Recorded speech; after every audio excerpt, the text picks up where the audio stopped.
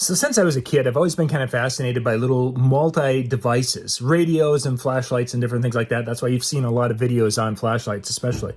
Well, this came across the other day and I thought this would be kind of neat. It is a little solar-powered rechargeable battery. This is a radio. It also has the capability of a little flashlight in that. It's got AM, FM, and weather band. So it's like, hey, for a camping world, going out camping, this could be the kind of a neat little thing, small enough to fit in a backpack, but maybe something that would be really cool for that. So we decided to check it out. Now, it can be charged multiple ways. One is that it has a little solar panel at the top, which means that if I'm out camping and if it can, get that to the daylight, it's going to charge. If I need to, it has an emergency, and if you take a look at it, you can see the LED. That's charging right now. I don't know how many times I would have to turn that thing around to charge. I'm thinking I'm going to probably get old and gray before I would have it fully charged. But it is a possibility in an emergency situation. The last way is it has USB in. Let me just pop this open.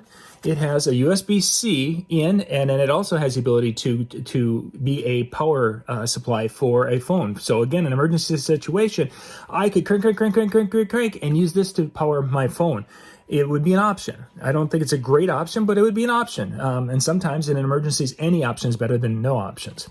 So now, let's take a look at the radio. It's got, if we look at it right there, we've got weather band, we've got AM and FM. Now, we have an antenna on this, which we need to pull out if we're going to be doing some things with the radio.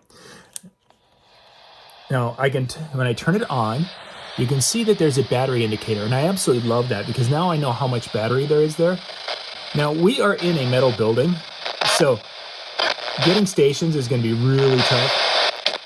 And if you're familiar with radios, the tuning knob, this is old-time radio here. There isn't a digital receiver on that. And that's probably one of my biggest downfalls as I looked at this. It's like, what? A digital receiver would be so nice.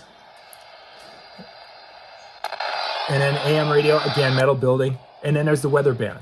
When I'm outside, I can get better reception and I can get stations. But right in the middle of the building, I'm really a metal building with metal roof, metal sides, 6-inch walls. You're not going to get virtually anything out here. This is really meant for an outdoor application. And out there, I'm able to pick up some of the FM stations from about 45 to 50 miles away pretty well. It's a tiny little speaker. It's not the greatest sound, but it is sound and it is music. And again, for the application, to be able to throw this in a backpack and to be able to have the ability to charge if needed, to have the ability to have a light if needed, to have a weather radio if needed, would definitely be something that would be appealing. This could sit in the bottom of a tackle box or something if needed.